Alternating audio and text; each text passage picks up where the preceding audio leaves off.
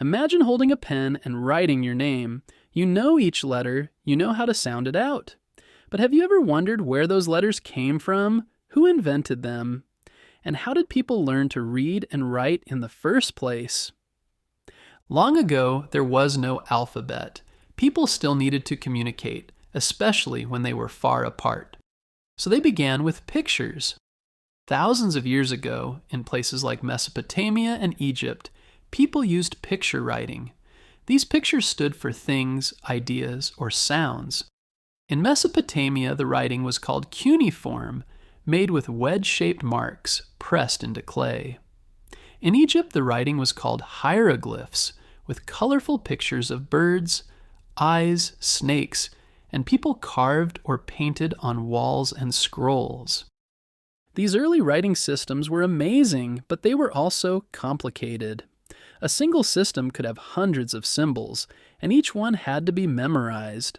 Only trained scribes could read and write. Most people could not. Then something changed, something big. Around 4,000 years ago, a new kind of writing began to appear. It had fewer symbols and it didn't use pictures. Instead, each symbol stood for a sound. This was the beginning of the alphabet. The first true alphabet was created by people called the Phoenicians. The Phoenicians were traders who lived along the coast of the Mediterranean Sea in what is now Lebanon. They traveled by boat to trade goods with other cities and countries. Because they traded with so many people, they needed a fast, easy way to write and keep records.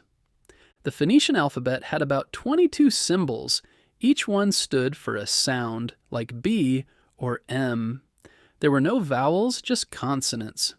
Still, it was much easier to learn than cuneiform or hieroglyphs. It allowed more people to write, not just scribes. It also made writing quicker and more useful for everyday life.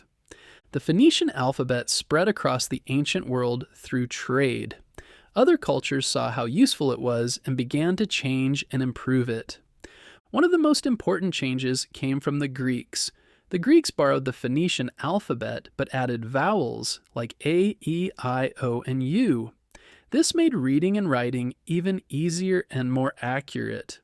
The Greek alphabet is the ancestor of many alphabets we use today, including the one used in English.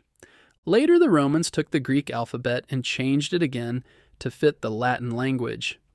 The Latin alphabet is the one we use for English, Spanish, French, and many other languages. Over time, it became the most widely used alphabet in the world. But the alphabet didn't just travel through Europe. In other parts of the world, different writing systems developed too. In India, people used a script called Brahmi, which led to many Asian alphabets. In China, a picture-based writing system continued and is still used today in Chinese characters. In Korea, a king named Sejong created an easy-to-learn alphabet called Hangul in the 1400s to help his people read and write.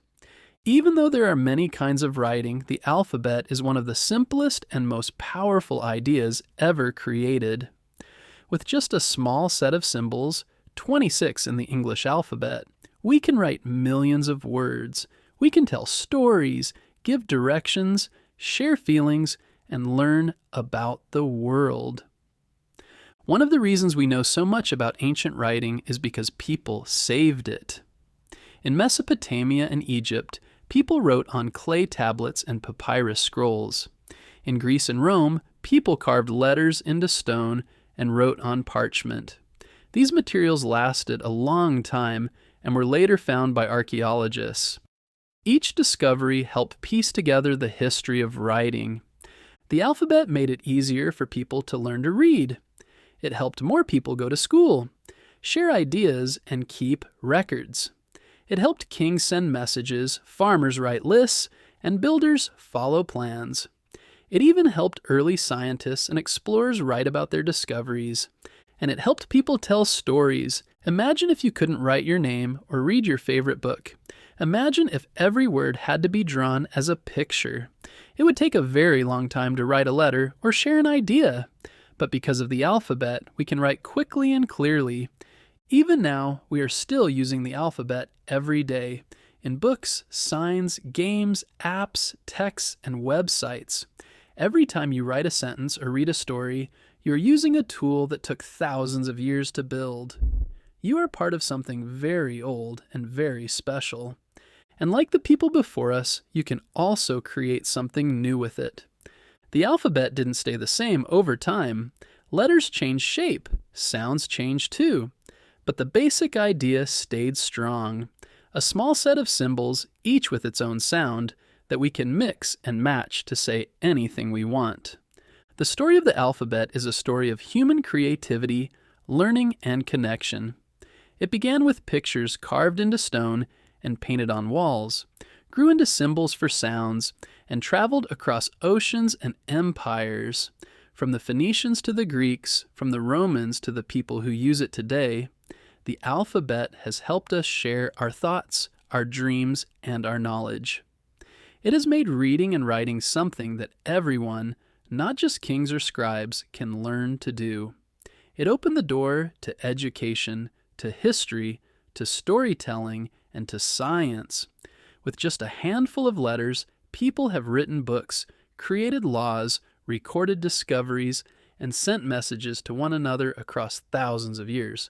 So when you sit down to write your name, spell out a word, or read a favorite story, you're taking part in a tradition that has shaped the whole world. The alphabet may seem simple, but it is one of the most powerful tools we have. It connects us to people long ago and helps us reach out to people today. And just like the ancient traders, kings, and thinkers who once used it, you can use it to learn, imagine, and create something amazing. We hope you enjoyed learning about the invention of the alphabet. Be sure to tune in next week for a new episode.